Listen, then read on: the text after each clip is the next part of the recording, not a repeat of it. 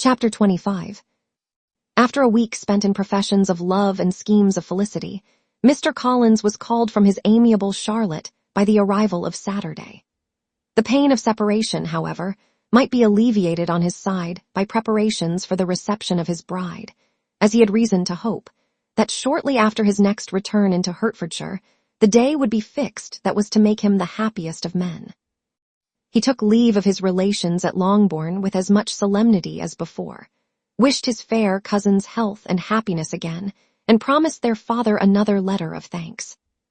On the following Monday, Mrs. Bennet had the pleasure of receiving her brother and his wife, who came, as usual, to spend the Christmas at Longbourn.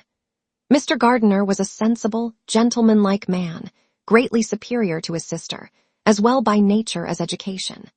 The Netherfield ladies would have had difficulty in believing that a man who lived by trade, and within view of his own warehouses, could have been so well-bred and agreeable. Mrs. Gardiner, who was several years younger than Mrs. Bennet and Mrs. Phillips, was an amiable, intelligent, elegant woman and a great favorite with her Longbourn nieces.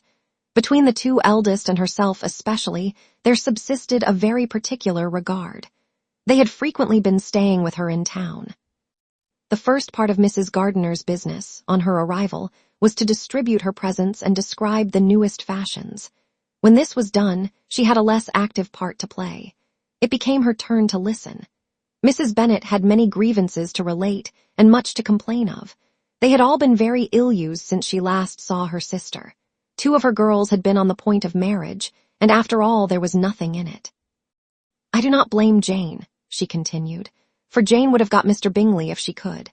But Lizzie, oh, sister, it is very hard to think that she might have been Mr. Collins's wife by this time, had not it been for her own perverseness. He made her an offer in this very room, and she refused him. The consequence of it is that Lady Lucas will have a daughter married before I have, and that Longbourn estate is just as much entailed as ever. The Lucases are very artful people indeed, sister. They are all for what they can get. I am sorry to say it of them, but so it is. It makes me very nervous and poorly to be thwarted so in my own family, and to have neighbors who think of themselves before anybody else. However, your coming just at this time is the greatest of comforts, and I am very glad to hear what you tell us of long sleeves." Mrs. Gardiner, to whom the chief of this news had been given before, in the course of Jane and Elizabeth's correspondence with her, made her sister a slight answer, and in compassion to her nieces, turned the conversation. When alone with Elizabeth afterwards, she spoke more on the subject. "It seems likely to have been a desirable match for Jane," said she. "I am sorry it went off, but these things happen so often. A young man, such as you describe Mr. Bingley, so easily falls in love with a pretty girl for a few weeks, and when accident separates them, so easily forgets her, that these sort of inconstancies are very frequent." "An excellent consolation in its way," said Elizabeth, "but it will not do for us. We do not suffer by accident. It does not often happen that the interference of friends will persuade a young man of independent fortune to think no more of a girl whom he was violently in love with only a few days before. But that expression of violently in love is so hackneyed, so doubtful, so indefinite, that it gives me very little idea. It is as often applied to feelings which arise only from a half-hour's acquaintance as to a real, strong attachment. Pray, how violent was Mr. Bingley's love?" "I never saw a more promising inclination. He was growing quite inattentive to other people, and wholly engrossed by her. Every time they met, it was more decided and remarkable. At his own ball, he offended 2 or 3 young ladies by not asking them to dance, and I spoke to him twice myself without receiving an answer. Could there be finer symptoms? Is not general incivility the very essence of love?" "Oh, yes, of that kind of love which I suppose him to have felt. Poor Jane, I am sorry for her because, with her disposition, she may not get over it immediately. It had better have happened to you, Lizzie. You would have laughed yourself out of it sooner. But do you think she would be prevailed on to go back with us? Change of scene might be of service, and perhaps a little relief from home may be as useful as anything." Elizabeth was exceedingly pleased with this proposal, and felt persuaded of her sister's ready acquiescence. "I hope," added Mrs. Gardiner, that no consideration with regard to this young man will influence her.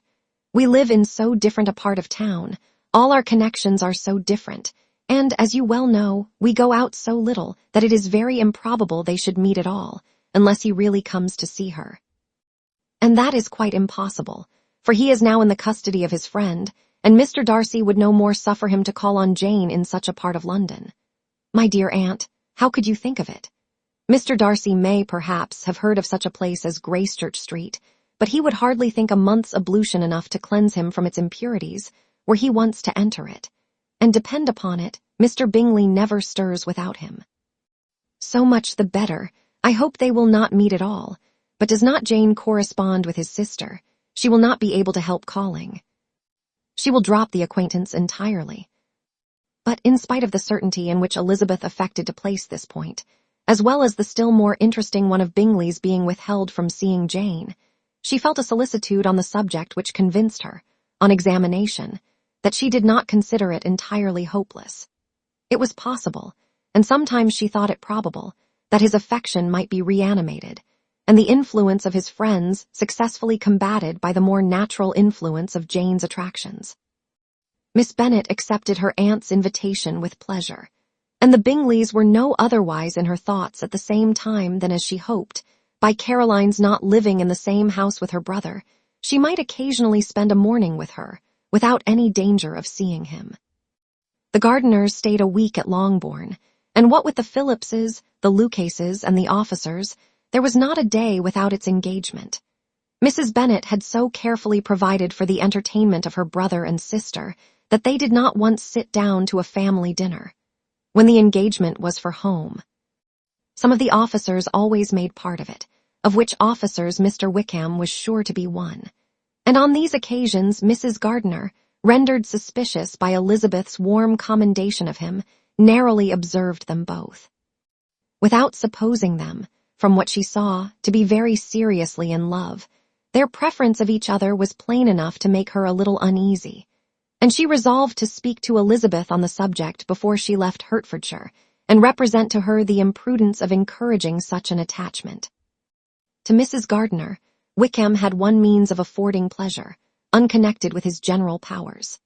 About 10 or a dozen years ago, before her marriage, she had spent a considerable time in that very part of Derbyshire to which he belonged. They had, therefore, many acquaintance in common, and though Wickham had been little there since the death of Darcy's father, 5 years before, it was yet in his power to give her fresher intelligence of her former friends than she had been in the way of procuring. Mrs. Gardiner had seen Pemberley, and known the late Mr. Darcy by character perfectly well.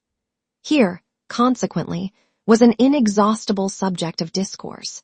In comparing her recollection of Pemberley with the minute description which Wickham could give, and in bestowing her tribute of praise on the character of its late possessor, she was delighting both him and herself.